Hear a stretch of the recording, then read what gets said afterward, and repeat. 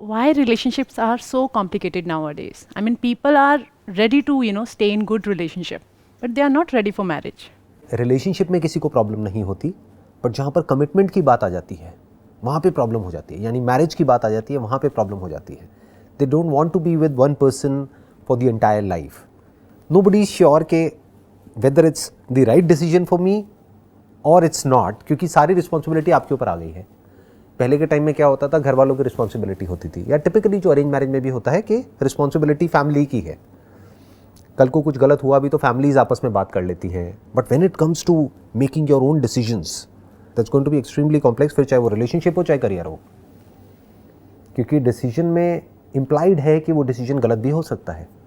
Correct. जैसे India में अगर आज की रेट में हम देखते हैं तो जो डिवोर्स रेट है वो बढ़ता चला जा रहा है. पहले के टाइम में इतना नहीं होता था. बेसिकली पेशेंस मिसिंग है. सबसे ज़्यादा जो मिसिंग है बेसिकली आज की डेट में वो है कि वी डोंट नो एग्जैक्टली कि हमको किस तरह का इंसान चाहिए अपनी लाइफ को स्पेंड करने के लिए. तो ये तो पहले भी नहीं पता था. पहले हम ऐसा सोचते ही नहीं थे कि मेरे को कैसा इंसान चाहिए. वो डिसीजन कोई और लेता था. अब आपको खुद को लेना है डिसीजन. तो now you need to figure out. जैसे फॉर एग्जाम्पल पहले के ज़माने में क्या होता था, करियर आप खुद नहीं चूज़ करते थे, उनके घर वाले उनको बता देते हैं कि तुम्हें यही करना है. मानो ये सरकारी नौकरी करनी है तो करनी है, किसी भी तरह से तुमको क्रैक करना है. तो उनके खुद के माइंड में कन्फ्यूजन नहीं होता है. हाँ, अगर उनका क्वेश्चनिंग माइंड है, वो एक्चुअल में इंटेलिजेंट है, तो वो क्वेश्चन पूछेंगे कि यही क्यों करना है, वो क्यों नहीं करना है, इतने सारे ऑप्शंस हैं. बट जैसे ही वो ऐसा क्वेश्चन पूछेंगे तो ये मत समझो उनकी लाइफ अच्छी हो जाएगी. उनकी लाइफ और कॉम्प्लिकेटेड हो जाएगी शॉर्ट टर्म में. लॉन्ग टर्म में देयर इज अ पॉसिबिलिटी कि वो कुछ अच्छा कर पाएंगे, बट शॉर्ट टर्म में there is going to be lot of conflict, lot of turmoil. Because एक तरफ से उनके पेरेंट्स होंगे जो उनके ऊपर प्रेशर क्रिएट करेंगे कि हमारे हिसाब से चलो, एक तरफ से उनको खुद को करना है, प्लस उनसे गलतियां भी होंगी. अब गलतियां जब होंगी तो और ज़्यादा सब लोग मिल करके उसको रियलाइज़ कराएंगे कि देखो तुमसे गलती हो गई. ट्रू. तो बेसिकली ये जो सारी की सारी जो प्रॉब्लम है ना, चाहे रिलेशनशिप हो चाहे करियर हो, दोनों इंटर रिलेटेड है. क्योंकि अल्टीमेटली क्या है, एक decision, commitment to one thing और one person. It boils down to कि भाई हमको डर लग रहा है डीप डाउन कि कहीं मेरा डिसीजन गलत ना हो जाए. तो कैसे क्लैरिटी दी जाए कि आप जो सोच रहे हैं, या तो उस पर रिसर्च की जाए उस टॉपिक पे, या प्रोबेबली अगर आपको कोई पसंद है तो पहले उसे टाइम दो, उसको ऑब्जर्व करो, क्या करना चाहिए जिससे आपको क्लैरिटी हो कि ये जो मैं चॉइस करने वाली हूँ अब ये मेरे लिए है और अब मैं इससे पीछे नहीं हटूंगी. ऐसा कॉन्फिडेंस कैसे आए? देखो, सबसे पहले स्टेप में तो चाहे वो लव मैरिज हो या अरेंज मैरिज हो, गिव इट सम टाइम. एकदम से हाँ मत करो, बिकॉज द मोमेंट यू से येस तो फिर सब कुछ बहुत कॉम्प्लिकेटेड होने वाला है. अब आपने एक बार कमिट कर दिया अरेंज मैरिज में, मानो कि एक दो बार आप मिले और आपने हाँ बोल दिया. अब आप पीछे हटोगे तो अननेसेसरी प्रेशर्स क्रिएट होंगे. बट जब तक आपने हाँ नहीं बोला है, चाहे कितना भी प्रेशर आए कि I want to meet that person again, maybe 2 times, 5 times, 10 times, कहने का मतलब है कि give it some time. Okay. Commitment इतनी जल्दी नहीं करनी. बिल्कुल नहीं करना चाहिए, क्योंकि पूरी लाइफ का सवाल है ना. जैसे करियर है, करियर में एकदम से आपने कोई चीज़ करी नहीं है, बस किसी को करते हुए देखी है और आपको लगता है कि ये करियर मेरे लिए बहुत अच्छा होगा और आपने कमिट कर दिया और वहाँ पे आप गए उस ऑफिस में, आपने ज्वाइन किया, 4 दिन बाद समझ आया अरे मैं कहाँ फंस गया. It happens with me. हाँ, ये हुआ ना आपके साथ में, राइट. ऐसा ही रिलेशनशिप में भी होता है कि होता क्या है, हम जल्दीबाजी में कमिट तो कर देते हैं, बाद में हमको लगता है अरे ये कहाँ फंस गई मैं कहाँ फंस गया. ये तो बिल्कुल ही अलग पर्सनैलिटीज़ है. मतलब ऊपर लेवल पे तो डिफरेंसेस रहेंगे, वो तो अच्छा है, बोलते हैं ना अपोजिट्स अट्रैक्ट, तो वो तो अच्छा है. बट जो फंडामेंटल्स हैं वो अलाइंड होने चाहिए. मतलब जो बेसिक वैल्यूज हैं आपकी और सामने वाले पर्सन की, that has to be aligned. Okay. कि आपने अपने लिए डिफाइन किया कि मेरे लिए ये टॉप 5 प्रायोरिटीज़ हैं इस रिलेशनशिप की, बाकियों पे मेरे को कोई फर्क नहीं पड़ता है, बट ये 5 चीज़ों पे कोई कॉम्प्रोमाइज़ नहीं होना चाहिए. ट्रू. ऐसे ही क्या वो सामने वाले की उन 5 चीज़ों से मैच होता है, वो उससे पूछना पड़ेगा अपना बताने से पहले. या ऑब्जर्व करना पड़ेगा. ऑब्जर्व करना पड़ेगा, ये नहीं कि वो क्या कहता है या क्या कहती है. कहते तो सब अच्छा है. कहते तो सभी अच्छा है, चाहे वो अरेंज मैरिज हो चाहे लव मैरिज हो. बट ये मत देखो कि वो क्या कह रहे हैं, ये देखो कि वो क्या कर रहे हैं. उनको उन 5 पैरामीटर्स पे एक एक करके टेस्ट करो. फॉर एग्जाम्पल, लुक्स उस टॉप 5 में है या नहीं है. You need to ask yourself. अब मैं किसी को भी जज नहीं कर रहा हूँ. ट्रू. हो सकता है आपके लिए हो सकता है किसी और के लिए ना हो. अब वो आपको देखना है, या करियर स्टेबिलिटी ज़्यादा इंपॉर्टेंट है, या उसका बिहेवियर ज़्यादा इंपॉर्टेंट है, या वो रिस्पेक्ट कैसे करता है कैसे नहीं करता है वो ज़्यादा इंपॉर्टेंट है. अब ये मत देखो वो आपकी रिस्पेक्ट करता है नहीं करता है, ये देखो कि एक गरीब आदमी की कितनी रिस्पेक्ट करता है वो, क्योंकि अगर रिस्पेक्ट कोई इंसान करता है तो या तो वो सबकी करता है या किसी की भी नहीं करता है। ये देखो उसके थॉट्स अपनी कंपनी के बारे में लेकर के क्या है, अपने बॉस के बारे में क्या है, अपने पेरेंट्स के बारे में क्या है। तो ऐसे आपको देखना है, कुछ 5 चीज़ें पहले तो डिफाइन करनी है, और ये माइंड में नहीं करनी है, लिख करके करनी है। इसको टाइम देना है, क्योंकि इससे इंपॉर्टेंट और कुछ नहीं है। ट्रू। आराम से देखा ठंडे दिमाग से कि ये 5 चीज़ें इसके अंदर है या नहीं है, जिसमें कुछ टाइम लगेगा, कुछ हफ्ते कुछ महीने लगेंगे। Got you. और इतना कुछ महीने तो देना बनता है ना, एक पूरी लाइफ का कमिटमेंट है। True. So my next question is, do you think it's okay to go for inter-religion marriage? I mean, although it's accepted now culturally, and we are very free now to choose our partner, but I can see that still parents are not ready for inter-religion marriage for their own children. वो अपनी जगह पर ठीक है, मैं उनको पूरी तरह से गलत नहीं कहूँगा, क्योंकि कंपैटिबिलिटी जिसकी हम बात कर रहे हैं ना, what is a relationship? It's basically a compatibility between 2 people and their families. Okay. क्योंकि आप अकेले तो एग्जिस्ट करोगे नहीं, आप सबके साथ में ही करोगे ना। We are all social beings, you don't exist as an individual. ये एक मिथ है कि मैं इंडिविजुअली एग्जिस्ट कर सकता हूँ या कर सकती हूँ। अगर इस पूरे प्लेनेट पे आपको अकेले छोड़ दिया जाए तो आप कुछ नहीं कर सकते। You need people to survive, True. You need people to support you, you need people to help you. तो एक टीम की ज़रूरत पड़ती है, लोगों की ज़रूरत पड़ती है, फ्रेंड्स की ज़रूरत पड़ती है, रिलेटिव्स की ज़रूरत पड़ती है। तो बेसिकली क्या होता है, इंटर रिलीजन में आप ये कह सकते हो एक तरह का ग्रुप हो गया, तो वो अपने ग्रुप से आइडेंटिफाइड है, तो वहाँ पर एक दूसरे के साथ में जेलअप करना बहुत आसान हो जाता है, क्योंकि बहुत कुछ कॉमन होता है वहाँ पर डिस्कस करने के लिए। प्लस उन्हें ये पता है कि सिर्फ उनके स्टैंड पॉइंट से नहीं, आपके स्टैंड पॉइंट से भी you will be more comfortable in the kind of environment, जिस तरह के एनवायरनमेंट में आप बड़े हुए हो। एकदम से आपको ले जाके एक अलग एनवायरनमेंट में डाल देंगे तो you will start feeling uncomfortable. तो if you are ready for this discomfort in the short term, क्योंकि नई आदत कोई भी हम चेंज करते हैं ना तो उसमें डिस्कम्फर्ट होता है। फॉर एग्जाम्पल, आप बचपन से ही पहाड़ों में रहे हो, माउंटेन्स पर रहे हो, हिमालय में रहे हो और बहुत एक ठंडे एटमोसफेयर पर रहे हो, आपको एकदम से ले जा करके रेगिस्तान में शिफ्ट कर दिया जाए जहाँ पर टेम्परेचर बहुत ज़्यादा है, तो क्या होगा? Yeah, it will take some time. तो ये पता होना चाहिए। अगर आप ये सोचते हो कि भाई मैं इंटर रिलीजन मैरिज कर लूँगी और सब कुछ बहुत बढ़िया रहेगा, घर वाले भी खुश रहेंगे, दोनों के घर वालों में क्लैशेस होने के चांसेस हैं, Okay. आपके भी आपस में क्लैशेस होने के चांसेस हैं। जब भी दो अलग अलग लोग बिल्कुल अलग अलग बैकग्राउंड से, अलग अलग थॉट प्रोसेसेस से, अलग अलग रिलीजन से एक साथ में आएंगे तो फैमिली के लेवल पे भी क्लैशेस होंगे, पर्सनल लेवल पे भी होंगे, सब कुछ होगा। बट ये पहले से क्लियर होना चाहिए कि हमारे लिए जो इंपॉर्टेंट है इस रिलेशनशिप में वो ये 5 चीज़ें हैं, वो 5 चीज़ें तुम में भी है, मुझ में भी है। तो वो जो क्लैशेस आएंगे वो कुछ टाइम तक आएंगे, पहले से पता होना चाहिए, ताकि जब क्लैश आए तो आप एकदम से ये ना हो जाओ कि ये क्या हो रहा है। True. तो आपको पता होगा कि कुछ महीनों तक प्रॉब्लम रहेगी, 2, 4, 6 महीने, मैक्सिमम 1 साल। सब कुछ सेटल होने में टाइम लगेगा। जैसे कुछ आंधी तूफान आएगा तो वो कुछ दिन तो रहेगा, but you must be mentally prepared to face that. If you are ready for it then it's okay. आप दोनों तैयार हो कि प्रॉब्लम्स आएंगी। अगर दोनों बहुत मैच्योर हैं तो क्या ऐसी कंडीशन में इस चीज़ को सोचा जा सकता है या नहीं? सोचा जा सकता है, that's what I am saying, कि मतलब उसमें कोई बुराई नहीं है किसी ऐसे पर्सन के साथ शादी करने में जो कि बिल्कुल ही एक अलग बैकग्राउंड से आ रहा है। आप तो रिलीजन की बात कर रहे हैं, I am talking even about nationality for that matter, कि आप इंडियन हैं और कोई है जो मान लो अफ्रीकन है या यूएस से है या यूके से है या कहीं और से है, तो एक तरह से 2 अलग अलग कल्चर्स हो गए ना।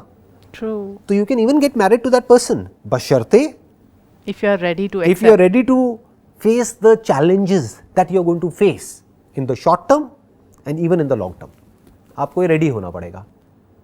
बिल्कुल ऐसा है जैसे आप जिम ज्वाइन करते हैं नया नया, तो आपको पता है कि जो शुरू के कुछ महीने हैं वो बहुत मुश्किल होने वाली है, बहुत पेन होने वाला है, तो you have to go through that pain. तो if you are mentally ready for it तब तो आप जिम में टिकोगे, नहीं तो जिम को छोड़ दोगे 4 दिन में, जैसे 99% लोग छोड़ देते हैं। तो ऐसे ही अगर रिलेशनशिप में आप बहुत ज़्यादा मेंटली प्रिपेयर्ड हो, आप दोनों ही, कि अब जो भी होगा we will overcome it no matter what.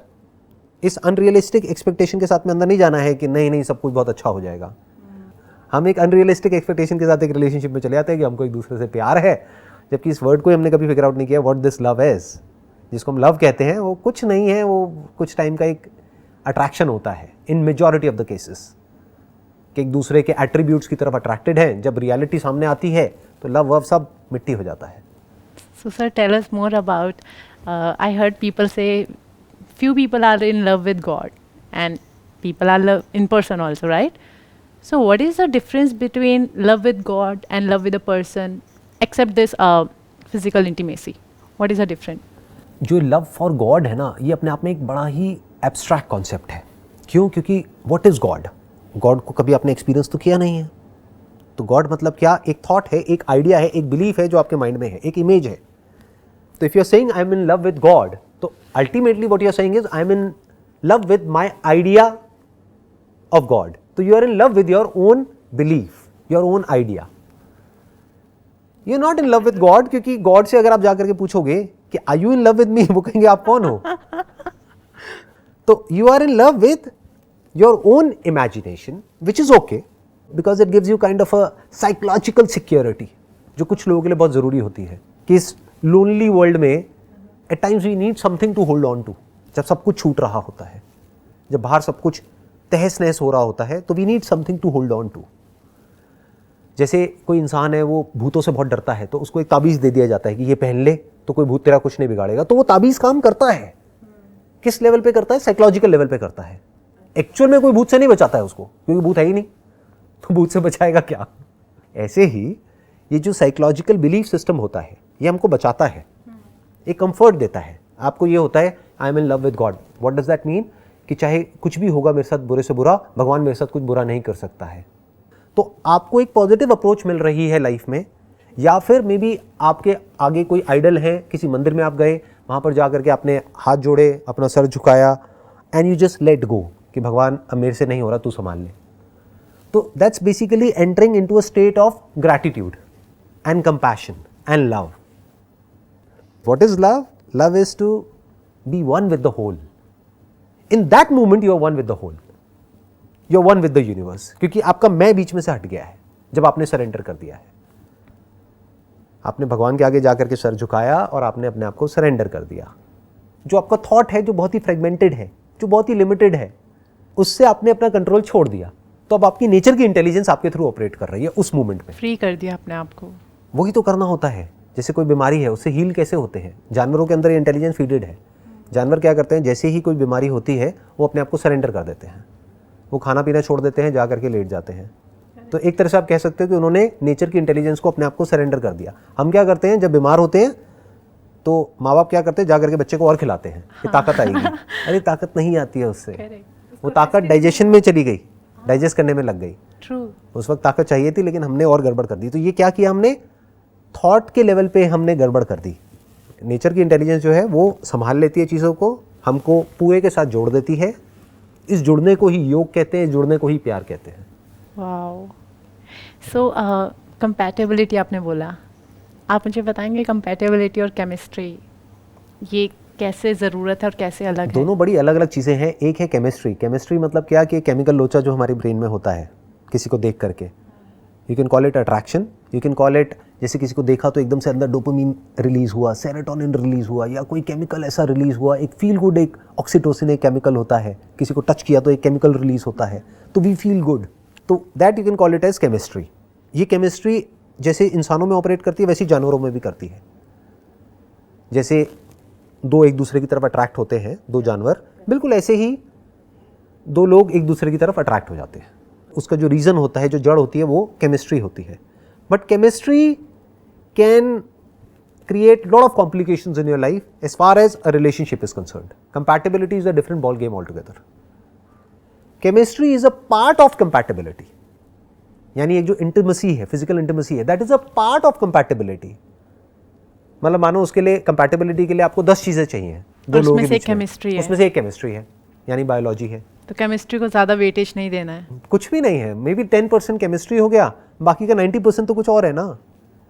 Chemistry आपके बीच में बहुत अच्छी है, but as far as respect is concerned तो कंपैटिबिलिटी नहीं है. सामने वाला आपकी रिस्पेक्ट नहीं करता है, ट्रस्ट नहीं करता है, या आप उस पर ट्रस्ट नहीं कर सकते हो. तो ऐसी रिलेशनशिप का क्या करोगे? ऐसी केमिस्ट्री का क्या करोगे? ये तो और कॉम्प्लिकेटेड हो जाएगी.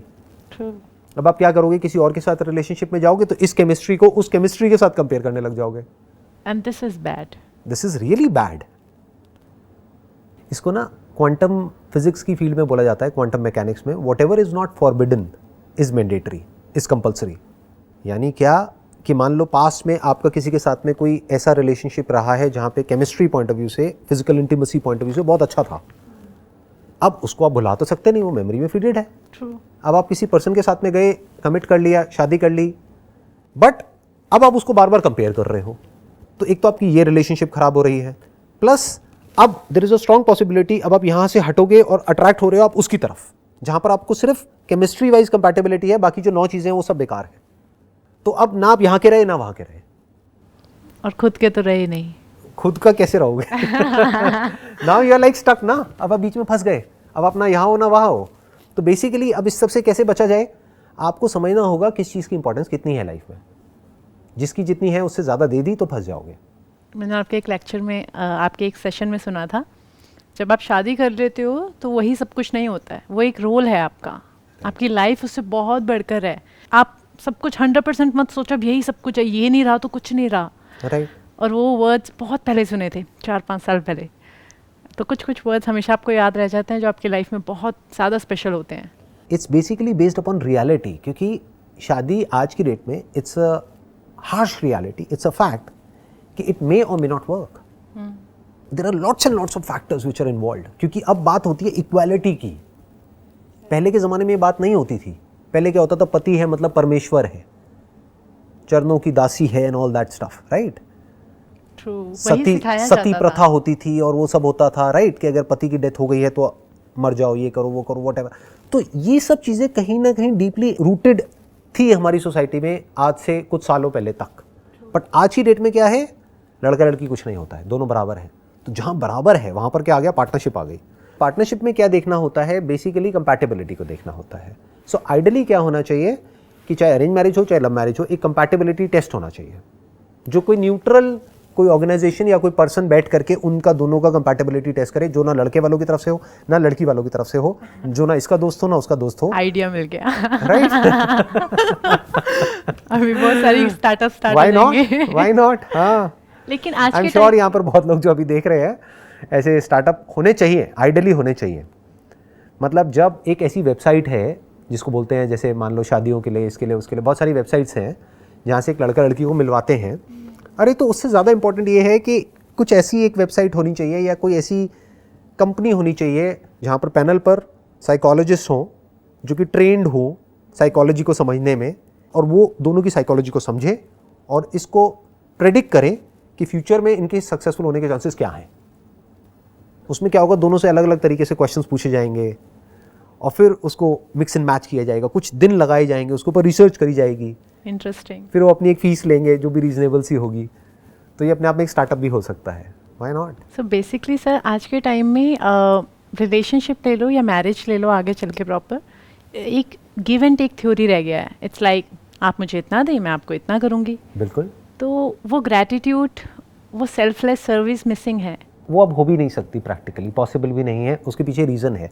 क्या होता है, वो तब तक ही हो सकती है जब तक एक इंसान का इंटेलेक्ट डेवलप नहीं हुआ है। जैसे फॉर एग्जांपल कोई पर्सन है, वो बात करता है सरेंडर करने की, वो ही कर सकता है सरेंडर जो कि एक्चुअल में भोला है, इनोसेंट है। वो सेल्फलेसली सर्विस भी कर सकता है या कर सकती है। बट जो वेल एजुकेटेड है और जिसका एक वेल फॉर्म्ड माइंड है, वेल फॉर्म्ड अपनी आइडेंटिटी है, अगर उससे पूछो आप कौन हो, तो वो पूरा प्रॉपर्ली डिफाइन कर सकता है या कर सकती है, मैं ये थी पास्ट में, अब मैं ये हूँ, अब मैं ये करने वाली हूँ। तो वो एक हार्डन्ड एक इंडिविजुअल है जिसका इंटेलेक्ट बहुत स्ट्रांग है। तो वो दिखा तो सकता है बाहर से, या दिखा सकती है कि नहीं मैं सेल्फलेसली ये करूँगा या वो करूँगी, वो एक्चुअल में नहीं कर सकता है। It has to be give and take. For example, अगर ऐसे दो लोगों की मैरिज होती है जो कि वेल एजुकेटेड हैं और इंटेलेक्चुअली साउंड है, और फिर अगर जो हस्बैंड है वो अपनी वाइफ को मार रहा है, पीट रहा है, तो वह जस्ट नहीं कर सकती है। She can't surrender, she can't be selfless there, it's not possible and it should not happen. Day one से क्लियर होना चाहिए कि it's going to be a partnership जिसके ये रूल्स होंगे, और ना आप ब्रेक करोगे ना मैं ब्रेक करूंगी। That's perfect. Okay. It was a pleasure talking to you. Same and here. wish you Thank all the you best so for much. whatever you want to do in your life.